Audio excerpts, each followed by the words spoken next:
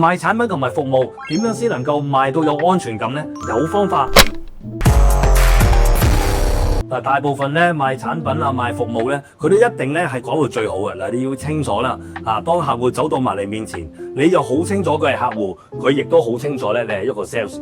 而 sales 佢一定係講到所有產品係點樣噶，最完美嘅、perfect 嘅、100% 嘅。其實咧，你往往能夠講到產品或者服務嘅一啲嘅微不足道嘅瑕疵咧，其實咧人先有安全感嘅。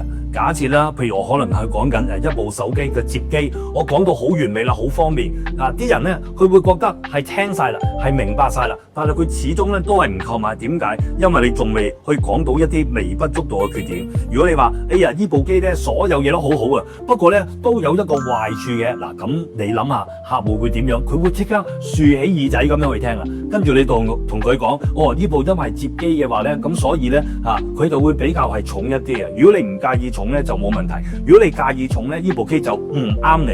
你用拒絕反而吸引到句說話，所以咧你要令到你嘅產品賣得好，並唔係講到產品完美，而係要講佢一啲毫不足道嘅缺點。呢一個咧就係令到你賣產品賣得更加完美啦。